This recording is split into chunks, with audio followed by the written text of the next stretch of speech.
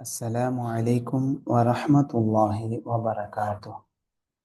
بسم الله الرحمن الرحيم. إن الحمد لله والصلاة والسلام على رسول الله وعلى آله وأصحابه ومن تبعهم بإحسان إلى يوم الدين. بارك الله فيكم. கண்ணியமிகு அல்லாஹுவின் நல்லடியார்களே, இன்றைய வகுப்பின் முதல் பாடமாக நாம் பார்க்க இருப்பது அஹ்ஸருல் முக்தஸராத்தி ஃபில் ஹயவானாத் வத்துயூர் வல் ஹஷராத்தில் முஹர்ரமத்தி அக்குலுஹா. உண்பதற்கு தடை செய்யப்பட்ட விலங்குகள், பறவைகள், பூச்சிகள் தொடர்பான பாடநூலாகும். இந்த பாடநூலிலிருந்து 21 வரைக்கும் நாம் பார்த்துவிட்டோம். 22வது உயிரினம் அத்திஃப்தா. அத்திஃப்தா தவளை. தவளை உண்பது தடை செய்யப்பட்டுள்ளது. காரணம், லிஅன்னஹா முஸ்தஹ்பஸத்துன் இன்தல் அரப். அரபுகளிடத்தில் தவளையானது அருவருப்பாக கருதப்பட்ட உயிரினம் ஆகும். அரபுகள் சொன்ன வஹும் அஸ்ஸஹாபத்து ரலியல்லாஹு அன்ஹும், நபி தோழர்கள் ரலியல்லாஹு அன்ஹும், அல்லாஹ் அவர்களை புரிந்து கொள்வானாக.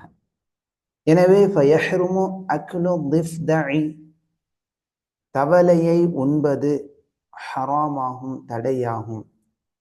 வஹுவ மத்ஹபுல் ஜும்ஹூர், இதுதான் பெரும்பாலான அறிஞர்களின் மதுஹபாக இருக்கிறது.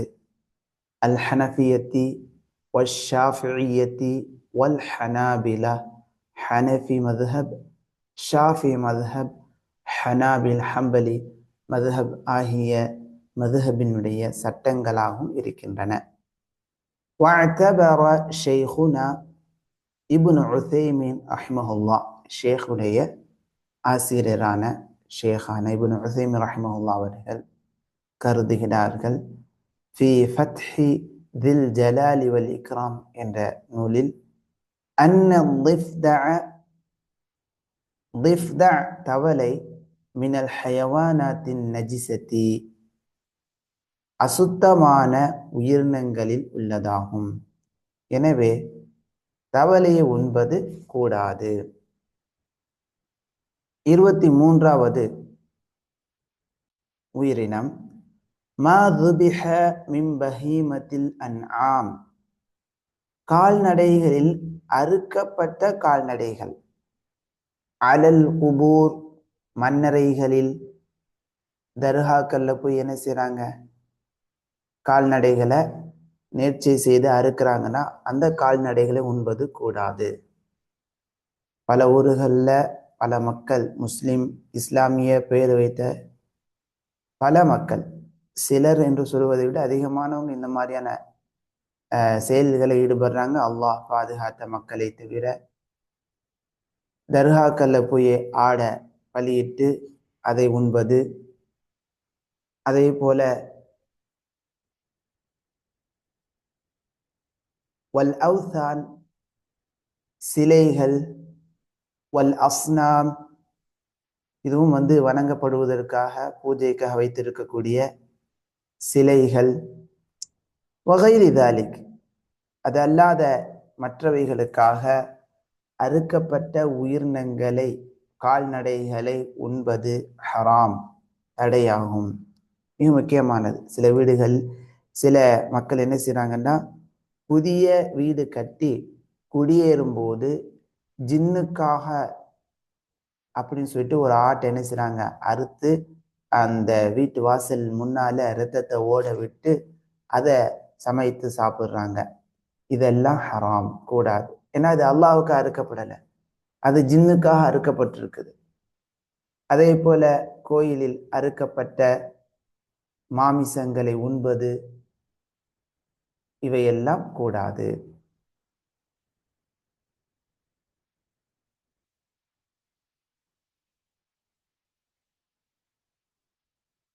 24வது உயிரினம் மா ذُبِحَ من بهيمة الأنعام على طريق الصعق بالكهرباء. கரண்ட் ஷாக் கொடுத்து கொல்லக்கூடிய முறையில் கொல்லப்பட்ட கால்நடைகளை உண்பது கூடாது. ஷாக் கொடுத்து, இதெல்லாம் பல மாமிச தொழிற்சாலைகளில் மாமிசங்களை விற்பனை செய்யக்கூடிய பல இடங்களில் மிகப்பெரிய தொழிற்சாலைகளில் இந்த மாதிரியான நிலைகளை மேற்கொள்கிறார்கள். அதை நம்ம தெரிந்து கொள்ள வேண்டும். அல்லாஹுடைய மார்க்கத்தை ஏற்றுக்கொள்ளாத, அல்லாஹுடைய மார்க்கத்தை பின்பற்றாத ஏனைய மக்கள் அவர்கள் நடத்தக்கூடிய அந்த மாமிச தொழிற்சாலைகளில் என்ன செய்கிறாங்க சொன்னால், ஆடு மாடு இவற்றினுடைய மாமிசங்களை விற்பனை செய்வதற்காக நிறைய மாடுகள் என்ன செய்கிறாங்கன்னா அறுக்கிறாங்க. அப்படி அறுக்கும்போது அவங்க முதல்ல அதை கொல்வதற்காக இந்த மாதிரி ஷாக் கொடுத்து என்ன செய்கிறாங்கன்னா கொல்றாங்க. இந்த முறையில் கொல்லப்பட்டு அறுக்கப்பட்ட கால்நடைகளின் மாமிசங்களை உண்பது கூடாது. அவி ரசாஸ் அல்லது தோட்டாக்கள் மூலமாக கொல்லப்பட்ட கால்நடைகளின் மாமிசங்களை உண்பது கூடாது. அவின் பர்ப் அடித்து கொல்லப்பட்டு அறுக்கப்பட்ட மாமிசங்களை உண்பது கூடாது. பர்புண்டா அடித்து, கால்நடை அப்படி அதாவது தலையில ஒரு போடுறாங்க, அது உடனே அந்த மாடு செத்து விடுகிறது அல்லது அந்த ஆடு செத்து விடுகிறது. அதை என்ன செய்றாங்கன்னு சொன்னா அதை அறுத்து அதை வியாபாரம் செய்கிறாங்க. அப்படியான வியாபாரம் செய்யக்கூடிய கடையாக இருக்குமே, ஆனால் அந்த மாதிரியான கடைகளிலிருந்து மாமிசங்களை வாங்கி சாப்பிடுவதை தவிர்த்து கொள்ள வேண்டும். அல்லது கைது தாலிக், இது அல்லாத மற்ற முறைகளில் என்ன செய்கிறாங்க, ஒரே வெட்டிலே வெட்டிடுறாங்க. ஒரே வெட்டாக வெட்டக்கூடிய நிலை, கழுத்தை முறித்து உயிரினத்தை என்ன செய்கிறாங்க, கொலை செய்கிறாங்க. அதன் பிறகு அதை அறுத்து சாப்பிட்றாங்க அப்படின்னு சொன்னால் அந்த மாமிசங்களை எல்லாம் சாப்பிடுவது கூடாது. இதெல்லாம் நம்ம ஊர்களில் கவனிக்க வேண்டிய ஒரு விஷயமா. அதே போல இறைச்சி மாமிச கடைகள் நடத்தக்கூடிய முஸ்லிம்கள் இந்த மாதிரியான சட்டங்களை தெரிந்து கொள்ள வேண்டும். அதே போல ஊரினுடைய ஜமாத் தலைவர்கள் இந்த மாதிரியான சட்டங்களை தெரிந்து கொள்ள வேண்டும். அப்போதுதான் ஊரில் நடைபெறக்கூடிய மாமிச கடைகள் சரியான முறையில் ஹலாலான முறையில் அறுக்கப்படுகிறதா, அறுக்கக்கூடியவங்க தொழுகையாளிகளாக இருக்கிறாங்களா என்றெல்லாம் கவனித்து மக்களுக்கு நல்ல அந்த மாமிசம் கிடைப்பதற்கு வழி செய்வார்கள். எனவே இந்த மாதிரியான விஷயங்களை அறிந்து கொள்ள வேண்டும். இறைச்சி கடை நடத்தக்கூடியவர்களும் அல்லாஹுவை பயந்து ஹலாலான முறையில் நல்ல, அதாவது மார்க்கம் காட்டக்கூடிய அறுக்கக்கூடிய முறையில் அறுத்து அதை வியாபாரம் செய்யக்கூடியவங்களாக இருக்க வேண்டும். இல்லை என்றால் அந்த குற்றம் அவர்களை சாரும். மக்களை ஏமாற்றுவது ஒரு குற்றமாகும். அல்லாஹ் பாதுகாப்பான. அதே போல முஸ்லிம்கள் மிக கவனமாக இருக்க வேண்டும். அல்லாஹுடைய பெயர் சொல்லி அறுக்கப்பட்ட கால்நடைகளை தான் உண்ண வேண்டும். ஆடு அம்மாடு இவற்றை உண்ண வேண்டும். இது அல்லாமல் தர்காக்களுக்காக, இறந்துவிட்ட மனிதர்களுக்காக, சிலைகளுக்காக, ஜின்களுக்காக, வீடு குடியேறும்போது ஜின்னுக்கு அறுக்கப்பட்ட இந்த மாதிரியான மாமிசங்களை உண்பதிலிருந்து தவிர்த்து கொள்ள வேண்டும். 25வது உண்பதற்கு தடை செய்யப்பட்ட உயிரினம் மிக முக்கியமானது. ஏன்னா இந்த சட்டம் தெரியாமல் நம்ம ஊர்களில் இந்த மாதிரியான ஜுல்லாலா வகையை சார்ந்த உயிரினங்களை சாப்பிடக்கூடிய பழக்கம் இருக்குது. அல்லாஹ் பாதுகாப்பான. அல் ஜுல்லாலா அப்படின்னா என்ன? வஹிய அல்லதி அக்ஸரு அலஃபிஹா பின் நஜாஸா. ஜுல்லாலா என்றால் அதிகமாக அது உண்ணக்கூடிய உணவானது பின் நஜாஸா நஜீஸாக இருக்கும். நஜீஸை உண்டு வாழக்கூடிய கால்நடை அல்லது கோழி இவைகளுக்கு ஜுல்லாலா என்று சொல்லப்படும். அதற்கென்று நல்ல உணவு கிடையாது. அது சாப்பிட்றதெல்லாம் சாக்கடையை சாப்பிடுது. நஜிஸான மனிதனுடைய கழிவை சாப்பிடுது. நஜிஸானவற்றை சாப்பிடுகிறது அதிகமாக. எப்பயா ஒன் டைம் அப்படி சாப்பிட்னா பரவாயில்லை. அதிகமாக அது சாப்பிட்றது இந்த மாதிரியான கழிவை தான் சாப்பிடுது. நஜிஸ் அசுத்தமானவைகளை தான் சாப்பிடுகிறது என்று சொன்னால்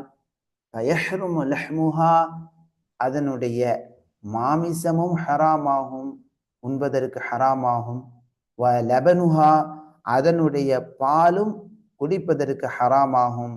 ஏனென்றால் ஃபஹிய மினல் ஹபாயித் அவை அசுத்தமானவைகளில் உள்ளதாகும். வல் ஜுல்லாலா ஜுல்லாலா என்ற உயிரினம் தகூனு மினல் அன்ஆம் கால்நடைகளிலும் இருக்கும். மிஸ்ல் உதாரணமாக அல் கனம் ஆடுகள், வல் பக்கர் மாடுகள், இபில் ஒட்டகம், வகைரி தாலி இவை அல்லாத மற்றவைகள். அதாவது ஆடு வீட்டில் வளர்க்குறாங்க, ஆனால் அது அதிகமாக சாப்பிட்றது எதை சாப்பிடுன்னு சொன்னா நஜிஸ் அசுத்தமானவைகளை சாப்பிடுது. அதே போல பக்கர் அசுத்தமான மாடு அசுத்தமானவைகளை அது சாப்பிடுது. அப்படின்னு சொன்னா அதன் மாமிசத்தை உண்பது கூடாது. அதே போல ஜுல்லாலா வதகூனு மினத் தவாஜின் வளர்ப்பு பிராணி, வளர்ப்பு பறவை, வீட்டில் இருக்கக்கூடிய கோழி இவைகள் மிஸ்ரு தஜாஜ்னா கோழி வகைரிஹா அது அல்லாத மற்ற பறவை, வளர்ப்பு வீட்டில் வளர்க்கக்கூடிய உண்பதற்கு ஆகமான உயிரினம். ஆனா அது எதை சாப்பிடுது? வீட்டில் தான் வளர்க்குறாங்க, ஆனா அதற்கென்று தனியாக அரிசி அல்லது குருணை, தவிடு போன்றவைகள்லாம் போடாம, அல்ல வீட்டில் இருக்கக்கூடிய அந்த உணவு, மிஞ்சிய உணவு, அந்த மாதிரியான நல்லவைகளை போடாம அவங்க என்ன செய்யறாங்க, வீட்டில் விட்டுடுறாங்க. அது சாக்கடையை உண்டு சாப்பிடுது, சாக்கடையை உண்ணுகிறது. அசுத்தத்தை, மனிதனுடைய அந்த சளி அசுத்தம் இவற்றை அது என்ன செய்கிறது, கழிவு மலம் இவற்றை அது உண்ணுகிறது. அதிகமா அது அதை தான் சாப்பிடுது. எப்பயா ஒரு நாள் சாப்பிட்டு பிரச்சனை இல்லை. அதிகமா அது சாப்பிடக்கூடியது இப்படித்தான் சாப்பிடுது. அவங்க வீட்டுல சரியா உணவு கொடுக்கறதுல வெளியே திறந்து விட்டுறாங்க, அது சாக்கடையை தான் சாப்பிட்டு கொண்டு இருக்குது. அப்படின்னு சொன்னா அந்த மாதிரியான கோழியை வடுவந்தாரா அதே போல ஆடு இவற்றை எல்லாம் சாப்பிடுவது, அல்லது மாடாக இருந்தால் அதனுடைய பாலை குடிப்பது ஹராம், கூடாது. ஏன்னா அது அசுத்தமானதுடைய அசுத்தனுடைய மாமிசத்துல போய் கலந்திருக்கலாம். ஏன்னா எது உணவாக சாப்பிடுதோ அதுதானே அதனுடைய ஆற்றலாக அதற்கான அந்த மாமிசத்தில் போய் சேரக்கூடிய ஆற்றலாக இரத்தமாக மாறுகிறது. எனவே அந்த மாமிசமும் அசுத்தமானதாக ஆகிவிடுகிறது. அசுத்தமானதை நாம சாப்பிடக்கூடாது. அல்லாஹு தாலா நல்லவற்றை சாப்பிட சொல்லுகிறான். இதெல்லாம் தெரியாம நம்ம மக்கள் இந்த மாதிரியான அசுத்தமானதை சாப்பிடக்கூடிய கோழிக்கறிகள் அதிகமாக சாப்பிடும்போது அவங்களுக்கு நிறைய உபாதைகள் ஏற்படுகின்றன. பார்க்கிறோம், நிறைய உபாதைகள் ஏற்படுறதுக்கு காரணம் அதாவது முறையாக வளர்க்கப்படாத, பாதுகாப்பாக வளர்க்கப்படாத, அசுத்தத்தை உண்ணக்கூடிய கோழி இவற்றை சாப்பிடுவதால் மனிதன் பாதிப்புக்குள்ளாக ஆகிவிடுகிறான். எனவே மார்க்கம், அல்லாஹுடைய இந்த தீன், இந்த மார்க்கம் சுத்தமான மனிதனுக்கு ஆரோக்கியமானவைகளை சாப்பிட வழிகாட்டுகிறது. 26வது உண்பதற்கு தடை செய்யப்பட்ட உயிரினம் அல் மைத்தது மின் ஹயவானி மஅகூலில் லஹ்மி, உண்பதற்கு ஆகுமான உயிரினங்களில் செத்துவிட்ட உயிரினம். மிஸ்ல் உதாரணமாக அல் கனம் ஆடு, பக்கர் மாடு, இபில் ஒட்டகம், வகைரி தாலிக் அது அல்லாத மற்றவைகள். வல் மைத்தது மைத்தா செத்து போனது, தானாக செத்து போனது என்பதின் அர்த்தம் என்னன்னா அல்லதி லம் யுذ்கர் இஸ்முல்லாஹி அலைஹா இன்த ذبحஹா, அந்த பிராணியை அறுக்கும் நேரத்தில் அல்லாஹுடைய பெயர் சொல்லப்படாமல் அறுக்கப்பட்ட உயிரினம். அறுக்கப்பட்ட ஆடு, மாடு, ஒட்டகம், கோழி இவற்றை சாப்பிடக்கூடாது. இதை நம்ம கவனிக்கணும். நம்ம ஊர்களில் பார்க்குறோம், மாமிச கடை, இறைச்சி கடைகள் நடத்தக்கூடிய மக்களில் அல்லாஹ் பாதுகாத்த சிலரை தவிர பலர் எப்படி இருக்காங்கன்னா, தொழுகையும் கிடையாது, பேர் மட்டும் முஸ்லீம், ஆனா அறுக்கும் போது பிஸ்மில்லா சொல்வதும் கிடையாது. அப்ப இதையெல்லாம் கவனிக்கணும். ஊர் ஜமாத்துல இருக்கக்கூடிய தலைவர்கள் இறைச்சி கடை நடத்தக்கூடியவங்களுக்கு இந்த மாதிரியான வகுப்புகளை ஏற்படுத்தி தொழுகையாளிகளாக ஆக்கணும். பிஸ்மில்லா சொல்லி முறையாக அறுக்கக்கூடிய ஒரு பயிற்சி அவங்களுக்கு கொடுக்கணும். அப்பதான் முஸ்லிம்கள் ஹலாலான உணவை சாப்பிடக்கூடிய நிலை ஏற்படும். இது ரொம்ப மிக முக்கியமானது. அதே போல சில இறைச்சி மாமிச கடை நடத்தக்கூடியவங்க ஹராம சில மக்கள் ஹராம செய்யறாங்க. அல்லாஹ் பாதுகாத்தவங்களை தவிர சிலர் ஹராம செய்யறாங்க. எப்படின்னா, செத்து போன மாமிசம், செத்து போன ஆட்டை அறுத்து அது வியாபாரம் செஞ்சுறாங்க. இதெல்லாம் ஹராம், மார்க்கத்தில் தடை செய்யப்பட்டது. ஊர்களில் கிராமங்களில் அரிசியை சாப்பிட்டு செத்து விட்டது அந்த ஆடை என்ன செஞ்சிட்டாங்கன்னா, முஸ்லிமாக உள்ளவங்களும் இந்த தவறை செய்யறாங்க. செத்து போனதை அதை பள்ளம் தோண்டி புதைத்து விட வேண்டும், ஒரு குழியை தோண்டி புதைத்து விட வேண்டும். அவங்க என்ன செய்யறாங்கண்டா, அந்த ஆடை குறைந்த விலைக்கு இறைச்சி வியாபாரிகள்கிட்ட வித்துடுறாங்க. அந்த இறைச்சி வியாபாரிகள் அல்லாஹுடைய அச்சம் இல்லாத காரணத்தினால அதை அறுத்து வியாபாரம் செஞ்சிடறாங்க. இது ஹராம், இது கூடாது. அல்லாஹ் பாதுகாப்பான. அதே போல அல் முத்தரத்தியத்து வன்னதீஹத்து வல்முன்ஹனிகத்து வல்மௌகூதத்து இவைகள் அனைத்தும் உண்பதற்கு தடை செய்யப்பட்டவைகளாகும். அல் முத்தரத்தியா வன்னதீஹா வல்முன்ஹனிகா வல்மௌகூதா அப்படின்னா என்ன அர்த்தம்? அல் முத்தரத்தியத்து அப்படின்னு சொன்னா, ஹிய அல்லதி ததரத்தா மினல் உலுவி இலல் அஸ்ஃபலி, மேலிலிருந்து கீழே விழுந்து ஃபதமுது, இறந்து விட்ட கால்நடை, ஆடோ மாடோ ஒட்டகமோ அது கோழியோ மேல இருந்து கீழே குதித்தது, விழுந்ததுல செத்து போயிடுச்சு. செத்து போனதை இதுக்கு முன்னால உயிரோட இருந்துச்சு, இப்பதான் மேலேருந்து கீழே வந்து செத்து போயிடுச்சு அப்படின்னு சொல்லி செத்து போனதை பிஸ்மில்லா சொல்லி அறுத்து சாப்பிட்றது கூடாது. செத்து போயிடுச்சு, கூடாது. அதே போல அந்நதீஹத்து, அந்நதீஹன்னு சொன்னா வஹிய ஷாத்து யன்திஹுஹா கைருஹா, ஆடு மற்றொரு ஆடு என்ன செய்தது? முட்டியது, முட்டி சண்டையிட்டு கொண்டது. அதன் மூலமாக ஃபதமூது பிதாலிக், அதன் மூலமாக செத்து விட்டது. முட்டி செத்து போன ஆட்டை சாப்பிடுவது கூடாது. அல் முன்ஹனிகத்து வஹிய அல்லதி தமூது ஹன்கன்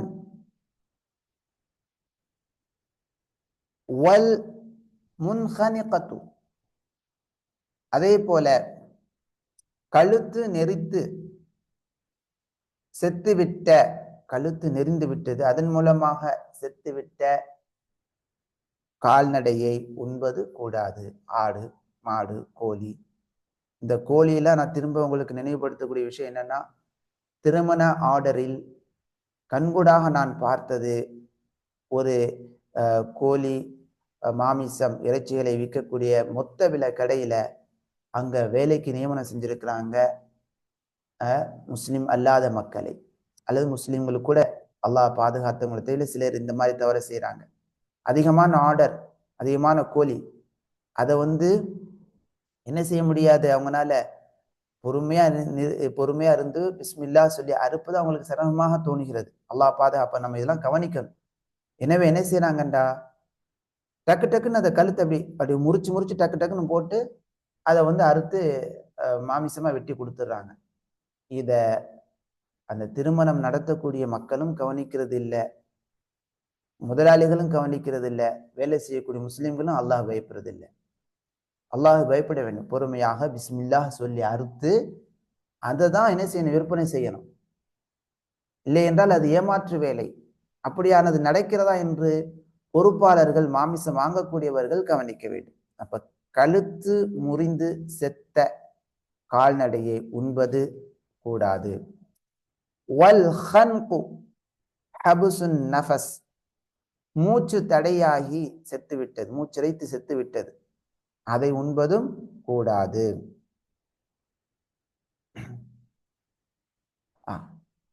அல் முன்ஹனிகத்து என்பதன் அர்த்தத்தை இங்க கொடுக்கிறாங்க.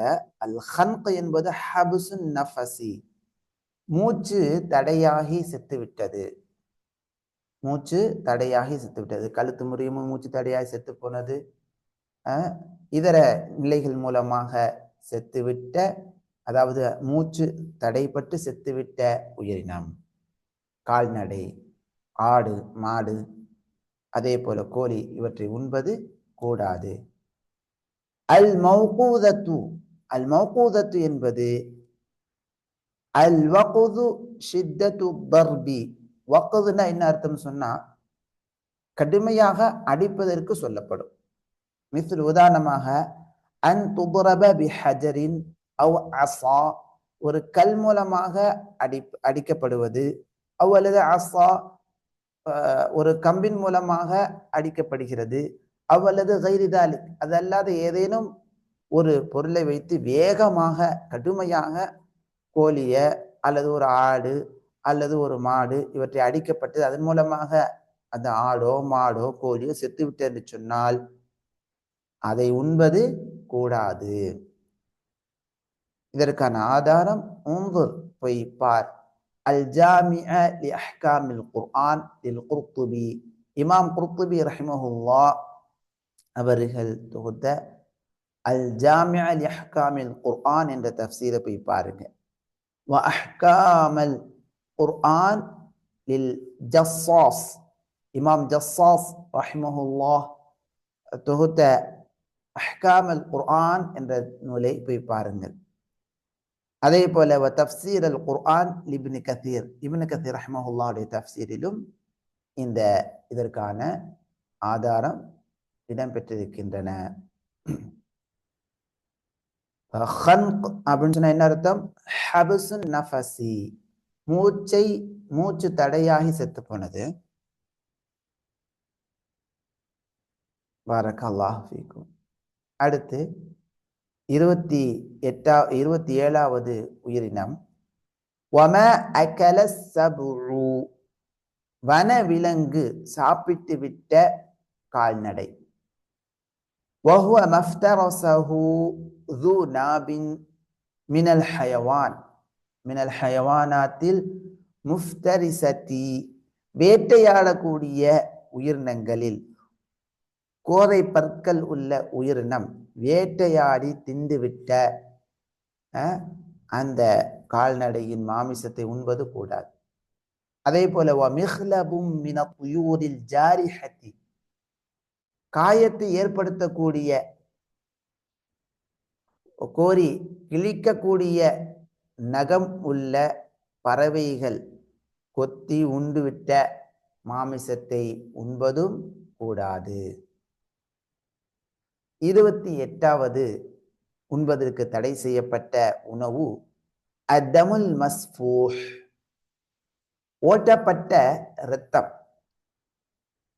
ஆடு அறுக்கப்படும் போது கழுத்தை அறுத்துருவாங்க, அந்த நரம்பு துண்டிக்கப்பட்டவுடன் அங்கேருந்து இரத்தம் அப்படியே வெளியாகும். அதை என்ன செய்வாங்கன்னா ஒரு பானையில் ஒரு சட்டியில் பிடிப்பாங்க, பிடித்து முஸ்லீம் அல்லாதவங்க அதை உண்பாங்க. ஆனால் முஸ்லீம் உண்பது கூடாது. வஹுவல் முஹ்ராக், ஓட்டப்பட்ட இரத்தம். லா யஜூசு அக்லுஹு, அதை உண்பது கூடாது. வலா ஷுர்புஹு, அதை குடிப்பதும் கூடாது. பில் இஜ்மா, அறிஞர்களின் ஒருமித்த சட்டத்தின் அடிப்படையில். பால ஷெய்ஹு, அப்ப உண்பது கூடாது, குடிப்பது கூடாது, அதை விருப்பதும் கூடாது. நம்ம ஊர்களில் அல்லாஹ் பாதுகாத்த நபர்களை தவிர சிலர்கள் என்ன செய்யறாங்கன்னா, அதாவது இறைச்சி கடை நடத்தக்கூடியவங்க நாங்க சாப்பிட்றதான் கூடாது, ஏனைய முஸ்லிம் அல்லாத மக்களுக்கு அதை நம்ம விற்பனை செய்யலாம் என்ற நோக்கத்தில் அதை பிடித்து என்ன செய்யறாங்க, விற்பனை செய்யறாங்க. அப்படி விற்பனை செய்வது கூடாது. قال الشيخ الفوزان في الملخص الفقهي என்ற நூலில், அல் முலஹஸ் ஃபிக்ஹி என்ற நூலில் ஷேக் ஃபௌசான் ஹஃபிதஹுல்லாஹ் கூறுகிறார்கள், وأما الدم இரத்தம் فالمراد به المسفوح منه உயிரினத்திலிருந்து, அந்த கால்நடையிலிருந்து ஓட்டப்பட்ட இரத்தமாகும். அறுத்தவுடன் ஓட்டப்படக்கூடிய, வெளியில ஓட விடக்கூடிய அந்த இரத்தமாகும்.